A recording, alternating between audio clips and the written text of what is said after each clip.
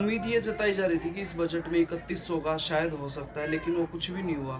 उस पे क्या कहना चाहिए? देखिए, वो तो जाहिर सी बात है। जो दो पार्टियां आज के दिन सत्ता में बैठी हैं, ये दोनों ऐसी पार्टियां हैं जो केवल और केवल सत्ता के और धन के लालच में बैठी हैं। यदि इनको कहीं ना कहीं लोगों की चिंता होती, यदि इनको कहीं ना कहीं भी लोगों की सच्ची में मदद करनी होती, आप तेल का रेट देख लो। तेल का रेट बढ़ते जा रहा है, भारत में इन्फ्लेशन बढ़ती है। फरवरी के महीने में 4% थी इन्फ्लेशन, इस महीने 5% आ गई, अगले महीने फिर बढ़ेगी। और बीजेपी सरकार ने तो यहाँ तक कि गैस पे मिलने वाली सब्सिडी को भी काटने का ऐलान कर दिया। तो ये जनता की मदद नहीं करना चाहते, ये इनको सिर्फ झूठे वादे करना आता है और फिर कैसे ना कैसे करके भी सत्ता कैसे हड़पी जाए, ये तो सिर्फ इस चीज़ के बारे में सोचने वाले लोग हैं। आज के दिन बीजेपी ने और जेजेपी ने भारत में, हरियाणा में लोगों को जातवाद पे बांटने का काम करा है। लोगों को कैसे ना कैसे करके, ये तो एक ही चीज सोचता है कि भी लोगों को आपस में लड़ा दो और फिर उसके बाद तुम कैसे ना कैसे करके सत्ता लो। बीजेपी को तो कहीं ना कहीं कहते थे, अब जेजेपी पे भी ये आरोप लगाते हो कि वो भी जाति पाति में बांटने लग गए। बिल्कुल, इन्होंने पहले दिन से किसानों के हित की लड़ाई लड़ने के वादे करे। पहले दिन से इन्होंने एक ही नारा लगाया कि भी हम तो किसान हैं, हम तो बीजेपी के साथ नहीं जाएंगे। हम तो बीजेपी के साथ इसलिए नहीं जाएंगे, ये जातिवाद करते हैं। तो क्यों जाके इनकी गोद में बैठे? आप एक तरफ गाली निकालते हो उस पार्टी को जो जातिवाद करती है, और आप फिर वापस जाके उस पार्टी की गोद में बैठते हो। यानी कहीं ना कि आपके मन में भी उनके प्रति वो है, यानी इसका मतलब आप भी कहीं ना कहीं उस जातिवाद के एक हिस्से हो। तो ये तो बिल्कुल है, अगर आप उसको सपोर्ट करते हो तो भाई आप भी उनके साथ ही हो। अभय सिंह चौटाला ने टिकरी बॉर्डर पे एक वो हॉस्पिटल का भी ऐलान किया है। हॉस्पिटल हमने इसलिए बनाने का फैसला करा है कि भी वहाँ पर कई हमारे साथी हैं, उनको कई बार मेडिकल सुविधा नहीं मिल पाती।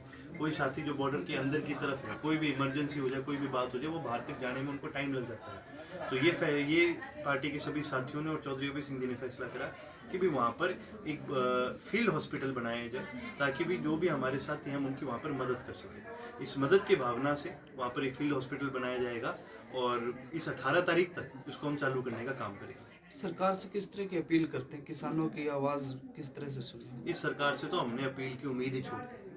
यदि इस सरकार में थोड़ी भी अकल होती, यदि ये सरकार गूंगी बहरी ना होती, तो 100 दिन से किसान आज के दिन बॉर्डरों पर बैठे हैं, कहीं तो सुनती। 300 से ज्यादा किसानों की मौत हो चुकी है सुसाइड केस के अंदर, इतने सारे। कहीं तो सरकार एक आंसू तो बहाती। गुलाम नबी आजाद जी जब रिटायर होते हैं राज्यसभा से, तो मोदी जी के आंसू रुकते नहीं है। लेकिन जो दिन रात किसानों के नारे लगा रहे होते हैं, कई बार मोदी जी कहते हैं मैं किसानों के हित में लड़ना चाह रहा हूँ, किसानों के हित में ये कानून बनाया है। आज 300 से ज्यादा किसानों की मौत हो चुकी है, एक आंसू नहीं टपकाया। उनको तो कहते हैं ये तो आंदोलन जीवी है। तो ये सरकार से तो हमको ये अपील की जितनी उम्मीद है हमने छोड़ दी है। हमें तो आज के दिन ही सिर्फ आज के दिन भारत की जनता से उम्मीद है कि भारत की जनता इस सरकार पे प्रेशर बनाएगी, क्योंकि सरकार ने यदि बोलचाल से अगर सरकार की कोई मंशा होती तो इतनी बातों के राउंड हुए, इतनी बार बात हुई है, सरकार बातचीत से मान जाती। लेकिन ये सरकार लठ से चलने वाली सरकार है, और जब तक भारत की सारी जनता मिलकर सरकार पे प्रेशर नहीं बनाती, हमें लगता नहीं है सरकार जल्दी से मानेगी। सर, ये कहा कि 5100 रुपये पेंशन दी जाए, बीजेपी से मांग की है, वो भी सत्ता के भागीदार हैं, और वो खुद जो है 5100 रुपये पेंशन की मांग बीजेपी से कर रहे हैं। ये तो जी फंड है इनके, ये तो कोई बात है, सोच लें। अगर इनको सच्ची में होता तो कहीं ना कहीं सरकार पे दबाव बनाते। ये तो प्रेशर बनाने का काम ही नहीं कर रहे। इनको सिर्फ एक चीज से मतलब है, इनको अपने 9 मंत्रालयों से मतलब है, और इनको किस प्रकार ये सत्ता में बढ़े रहे, सिर्फ इस बात से मतलब है। यदि उनको सच्ची में जनता की फिक्र होती तो आज उनको बोलो कि भी जनता के बीच में आओ। उन लोगों ने जिन्होंने आपके लिए लड़ाई लड़ी है और आपको वोट दिए हैं, वो आज बॉर्डर पे बैठे हैं और आपसे उम्मीद कर रहे हैं कि आप उनके लिए कुछ करोगे। यदि इनको सच्ची में जनता की फिक्र होती तो ये सरकार को छोड़ के जनता के बीच में बैठने का काम करते। कांग्रेस एवी कर आई है, उस पर क्या कहना चाहेंगे? उनके 32 वोट आए और जो है 55 वोट बीजेपी जेजेपी। कांग्रेस का अविश्वास प्रस्ताव लाने का एक ही कारण था, भूपेंद्र सिंह हुड्डा जी सिर्फ कहीं ना कहीं ये चाहते थे कि वे बीजेपी की सरकार गिर जाए और मैं मेरी सरकार बनाऊं। ये बात करते हैं किसानों की, लेकिन इनके भी नेता, चाहे आप सिंगू की बात करो, टिकरी की बात करो, गाजीपुर की बात करो, शाहजहांपुर की बात करो, पलवल की बात करो, इनके नेता आपको कहीं बैठे नहीं मिलेंगे। तो ये अविश्वास प्रस्ताव किस बात का ला रहे हैं? ये तो सिर्फ और सिर्फ अपने लालच में, अपनी सत्ता बनाने के चक्कर में इन्होंने ये कोशिश करी थी। और वो जाहिर सी बात है, जहां आप लालच से लड़ना चाहोगे तो आप भी उसके अंदर फेल होगे। यदि ये सच्ची में जनता के लिए लड़ने का काम करते तो इनको भी इस्तीफा देके जनता के बीच आना चाहिए था। ये सरकार अपने आप गिरती। देवेंद्र बबली और रामकुमार गौतम ने ये कहा कि हमें बोलने का मौका नहीं दिया गया विधानसभा में।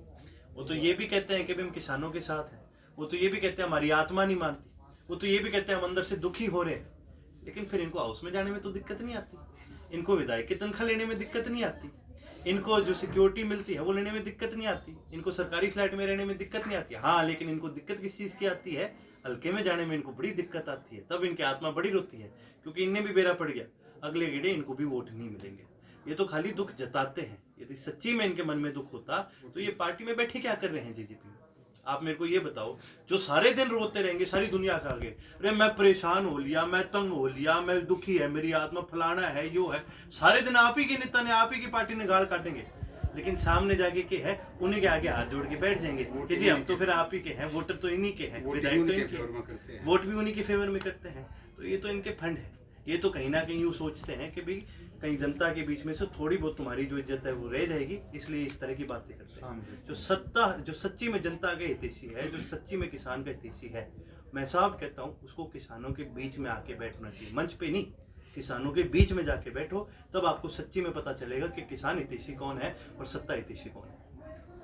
एलनाबाद में उतरोगे मैदान में? एलनाबाद में जी पार्टी जिसको मौका देगी वो उतरने का काम करेगा, और एलनाबाद की जनता आज के दिन इंडियन नेशनल लोकदल के साथ है, पूरी तरह से साथ है।